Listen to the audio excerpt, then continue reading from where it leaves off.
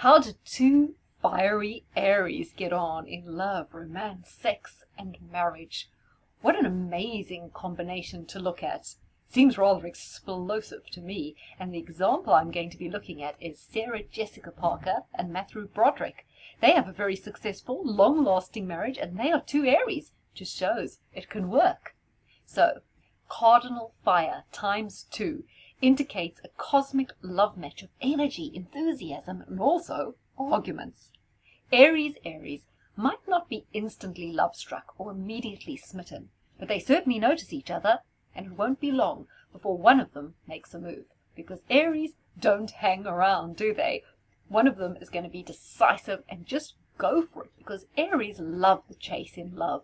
They love to spot someone, fall in love with them, fall head over heels in love with them preferably, and make their move.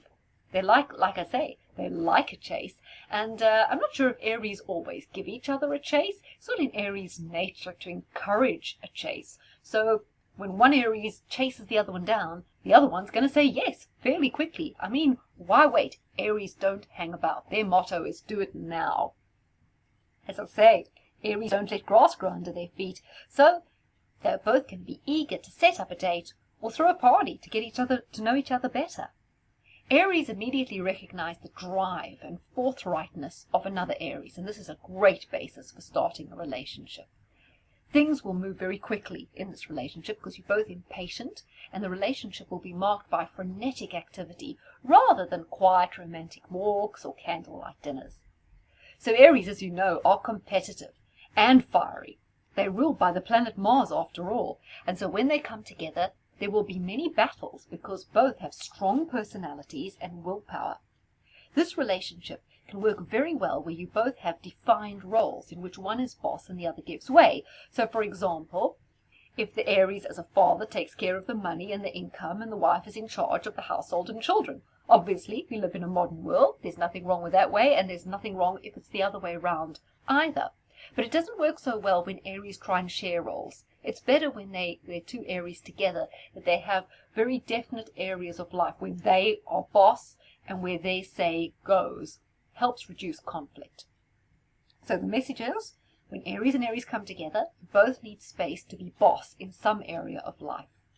So sparks fly, there's a lot of sexual excitement, passions often explode into heated arguments, and yet all is soon forgotten because you guys love life way too much to let bad feeling ruin the relationship. As Scarlett O'Hara, who was surely Aries, once said, tomorrow is another day. Romance with Aries and Aries is all about surprises and marking special events with fanfare, because you guys love to throw a surprise party, or just a party in general. It's not the same type of party as a Gemini would have, but Aries love to celebrate life. So life with you guys is hectic, but never dull, and you reinforce each other's strong identity and irrepressible spirit. So, what about Sarah Jessica Parker? I read in a magazine where she was commenting on all the false stories and all the nonsense the tabloids have been printing. And she said to celebrate a marriage of 22 years and a relationship of 27 years, despite the endless harassment and wasted ink in the tabloids, she said is amazing. They are nearing 3 decades of love, commitment, respect, family, and home. Now, I think what you get strongly from Sarah Jessica Parker there is that she thrives on having proved everyone wrong, and that is a very big thing for Aries. Often when two Aries come together in love, there are a lot of doubters, a lot of people who say, it's not going to work, he's not good enough for her, she's not good enough for him, and Aries just love to prove everybody wrong. So the more opposition there is to them coming together as a pair, the more they're going to make damned sure it works because they hate being proved wrong. I think she also isolates some very important words here where she says commitment, respect, family, and home. Family and home are center of Aries-Aries relationships. It's underestimated how much home is important to Aries because you think of Aries as being these firecrackers, pioneering, go-getters, enterprising, or business people or sports people. But family and home, vitally important when you have two Aries. So, Sarah Jessica Parker, Matthew Broderick, 22 years of marriage. Now, especially in Hollywood, where relationships are notoriously hard to maintain, this is absolutely inspirational. and to have a relationship this long. So it just goes to show you how powerful the attraction is between Aries and Aries, and what a commitment, there, the word she used, a commitment they have to making it work. In terms of their first meeting, Broderick says he remembers meeting Sarah Jessica Parker. He remembers seeing her so clearly walking down the street towards the movie theatre. And he said that that was unique for him, because he usually wouldn't really remember people the first time he saw them. But he remembers seeing Sarah for the first time as clear as day. And he says, how romantic. Now, that just shows you what a big impression an Aries makes on another Aries. If she'd been another star sign, well, he probably wouldn't have noticed her. But he just picked up that Martian Aries energy, and it piqued his interest and made a lasting impression on him. However, he wasn't that quick to chase her down in this case, because he said months passed and he didn't ask her for a date. And he was kind of nervous about how things may play out on their first meeting. But Sarah says that he eventually left a very charming, very self-effacing message on her voice machine. He said kind of, hi, it's Matthew, and he said it's Matthew Broderick, actually. So he was even using his last name as if she wouldn't remember him. And the next thing, they began dating shortly after the voicemail. Well, he may have dilly-dallied longer than I would expect an Aries to, but as I predicted, she said yes right away, and the relationship kicked off, and basically they never looked back. So once they make that first move, they're on their way.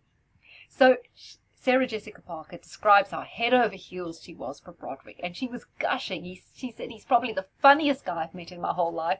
He's bright, so handsome, the most handsome man I've seen in my life, and he inspires me. I'm mad for him, totally. That's so typical of Aries. They inspire each other, they're mad for each other.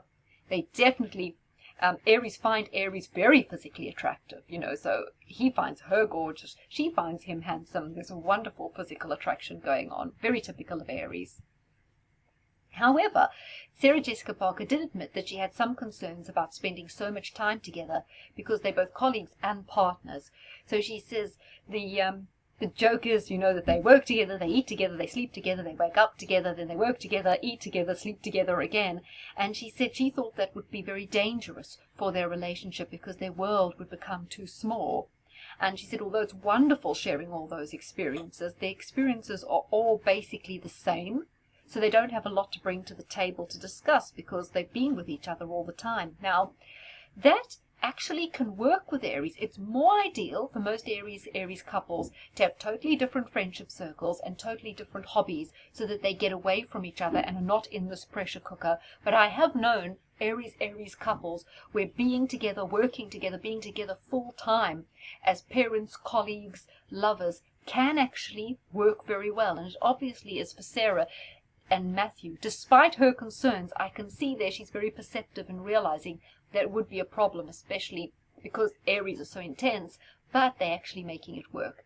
I said Aries love family. They have 3 beautiful children. So when it comes to the sex life between Aries and Aries, your clothes will hit the floor or be tossed across the room, or even torn when you're in the mood, because when you're in the mood, you're in the mood.